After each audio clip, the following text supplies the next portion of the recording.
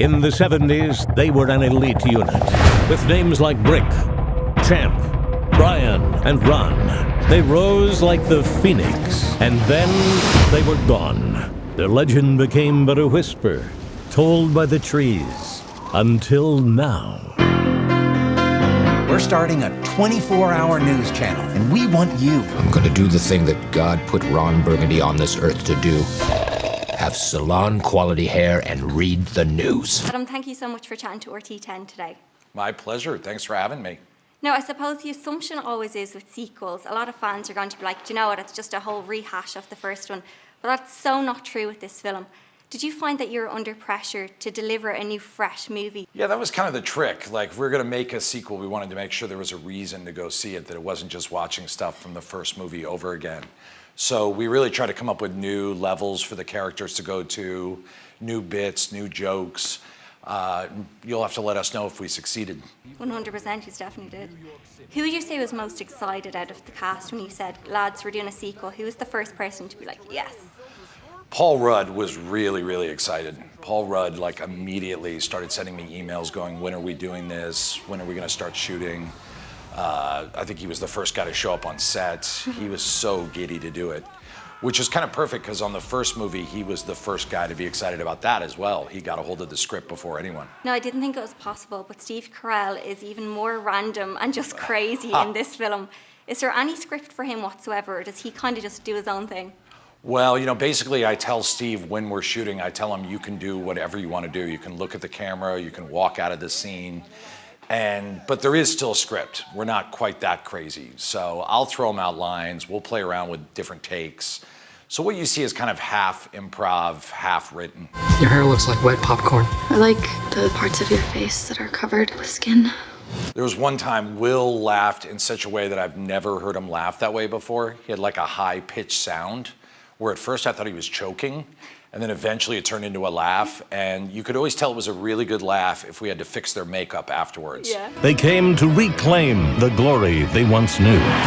Welcome to GNN, The Global News Network. Tell us about the new head honcho. Linda Jackson is a winner. Linda Jackson, how are you, my friend? This is Linda. Oh. We're going to release a whole second version of the movie. It's actually more than 150. It's 350 new jokes. Yeah. Now, of course, there's hip-hop artist Drake and Kanye West in it. Kanye being completely random to the whole film, I thought, which is absolutely great. How did you go about wanting to put them in the film? What was the reason behind it? I know, it's strange, isn't it? Somehow we ended up having two hip-hop stars in the movie. I guess the answer is Jay-Z was busy. Yeah. No, I was talking to Kanye about some other project he wants to get into movies, and in the middle of our email exchange, I just asked him, I said, would you like to come to Anchorman 2 and do a cameo? And he literally wrote back in all caps, bleep, yeah. And he was there, and he had so much fun that he actually ended up staying a whole extra day and doing background work. Yeah, he was great. Now, is it true that he liked to rap on set and he was playing his new album for all of you? He was, yeah, it was very cool. I showed up at 6 in the morning and I just hear this blaring hip hop music. It was really fun, it was amazing. He's like a really thoughtful, energetic, fun guy. Our very own Liam Neeson is in this movie as well. What was he like to work with? The great Liam Neeson, The yeah. legend. I was in awe. We all couldn't believe Liam Neeson showed up. Of all the cameos we got, that was the one that stunned us the most. And we joke that you don't call Liam Neeson's agent, you summon him.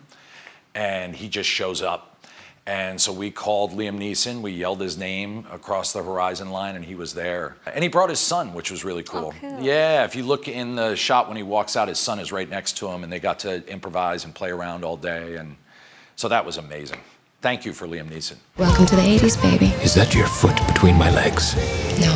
Oh. It was my hand. Was there anyone that you wanted in the movie that just wasn't available or wasn't into it? We had a couple, when we started getting people like Liam Neeson and like Kanye West, we had a couple sort of crazy people that were like, why not give it a try? And so we actually tried Barack Obama and had a connection to the White House for real. And for about 2 or 3 weeks, the connection was saying, he might do this. Like if you bring a green screen to the White House, keep it short, he might do this. But then something huge happened in the world and basically that was it.